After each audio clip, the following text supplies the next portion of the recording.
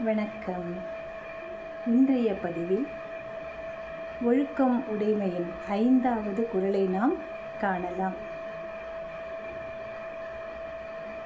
ஒழுக்கத்தோடு நல்ல பண்புகளோடு நம் வாழ்வை நாம் நடத்தி வரும்பொழுது சிறப்புகள் மேன்மேலும் நமக்கு கூடும். இது மறுக்க முடியாத உண்மை, எல்லாருக்கும் தெரியும்.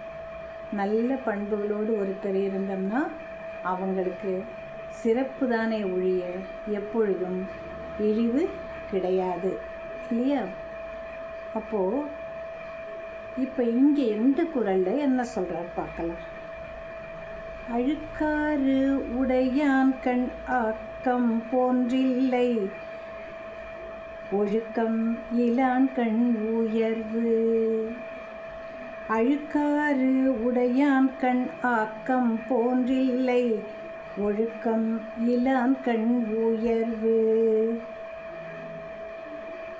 அழுக்காறு என்றால் பொறாமை. மற்றவர்களை பார்த்து நாம் பொறாமைப்படுதல். அவர்களுடைய செல்வமாகட்டும் அல்லது அவர்களுடைய கல்வியாகட்டும் அல்லது அவர்களுடைய அழகாகட்டும் அவர்களுடைய பணிவு ஆகட்டும், எவ்வளவோ நல்ல குணங்கள் ஒருத்தட்ட இருக்கு, இல்லையா? அப்போது நம்ம என்ன பண்ணுவோம்? ஒருத்தரை பார்த்து ஒருத்தர் பொறாமைப்படுதல். பெண்களாக இருந்தால் மற்ற பெண்கள் உடுத்தக்கூடிய உடை, நகை, அவங்க வீட்டில் இருக்கக்கூடிய விலை உயர்ந்த பொருட்கள், இதை பற்றி பேசுவாங்க. இன்றைக்கும் அது நடைமுறையில் தான் இருக்குது. அடுத்தவனை பார்த்து நம்ம சூடு போட்டுக்கிறது. பக்கத்து வீட்டுக்காரன் பெரிய டிவி வச்சுருக்கான், என்கிட்ட வேணும். பக்கத்து வீட்டுக்காரன் மொபைல் ஃபோன் 10 வச்சுருக்கான், எனக்கு வேணும். பக்கத்து வீட்டுக்கார அம்மா 10 பட்டுப்புடவை வாங்குது, நான் வாங்கணும். அது 10 பவுனில் நகை வாங்கினா நான் வாங்கணும். அதோட பிள்ளைங்க நல்லா படித்தா ஏன் பிள்ளைங்க படிக்கணும். அது எப்படி நடக்கும்? ஒவ்வொரு மனிதனுக்கும் ஒவ்வொரு குணம் உண்டு. எத்தனை கோடி மனிதர்கள் இருந்தாலும் அத்தனை கோடி பேருக்கும் அத்தனை கோடி பண்புகள் உள்ளன. ஒருத்தரை மாதிரியே ஒருத்தர் கண்டிப்பாக இருக்க முடியாது. அப்போ இத்தனை பண்புகள் இருக்கும் பொழுது இதில் நம்ம மற்றவங்களை பார்த்து எதற்காக பொறாமைப்பட வேண்டும்?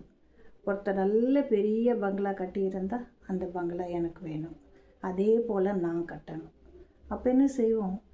அதை என்ன செய்யலாம், என்ன செஞ்சு நம்மளும் அந்த மாதிரி இருக்கலாம் அப்படிங்கிற ஆர்வம் வரும்பொழுது என்ன செய்வோம்? தவறான வழிகள். பணம் தேவைப்படுது இல்லையா? அப்போ என்ன பண்ணுவாங்க?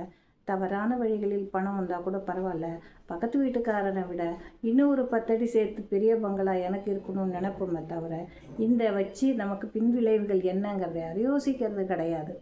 அதுதான் இப்போது அழுக்காறு உடையான் கண் ஆக்கம் போன்று இல்லை. பொறாமையாக ஒருத்தன் இருந்தான்னா அவனால் எந்த ஒரு செயலையும் உருவாக்குதல், ஆக்கம் இல்லை, அவங்ககிட்ட கிடையாது. ஏன்னா தனக்கிட்ட இருக்கிறது போதும்னு நினச்சி வாழாத வரைக்கும் எல்லாருக்கும் என்ன இருக்காது? நிம்மதி இருக்காது, தூக்கம் இருக்காது, இல்லையா? அப்போ இதுக்கு குறுன்னு மண்டைக்குள்ளாரியே ஓடும். அவனை மாதிரி நம்ம வீடு கட்டணுன்னா எவ்வளோ செலவாகும்? நம்மளுடைய வருமானம் என்ன? இந்த வருமானத்தை பெருக்க என்ன செய்யலாம்? எவனாச்சும் லஞ்சம் கொடுத்தா வாங்கிக்கலாமா? அப்படியெல்லாம் மனசு என்ன பண்ணும்? கணக்கு போடும். அப்போ அவங்ககிட்ட என்ன இல்லை? ஆக்கம். உருப்படியாக செய்யக்கூடிய ஒரு வேலையுமே கிடையாது. பொறாமை உடையவனிடத்தில் ஆக்கம். ஆக்கம்னா உருவாக்குதல். ஒரு நல்ல சமுதாயத்தை உருவாக்கணும்னா நம்மக்கிட்ட யார்ட்டையும் பொறாமை இருக்கக்கூடாது. இருக்கிறவங்ககிட்ட என்ன இருக்காது? உருவாக்குதல் இருக்காது. அதை போன்று ஒழுக்கம் இலான் கண் உயர்வு.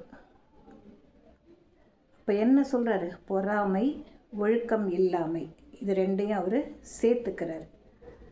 பொறாமை இருக்கிறவங்கிட்ட ஆக்கம் என்று சொல்லக்கூடிய உருவாக்கும் பண்பு சுத்தமாக இருக்காது.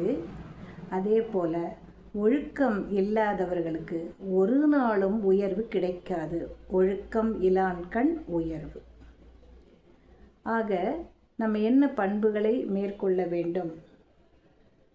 அமைதியாக இருக்கணும், அடக்கமாக இருக்கணும், நேர்மையாக இருக்கணும், பொறாமைப்படாமல் இருக்க வேண்டும், வாய்மை பேச வேண்டும், சினம் தவிர்த்தல் வேண்டும்.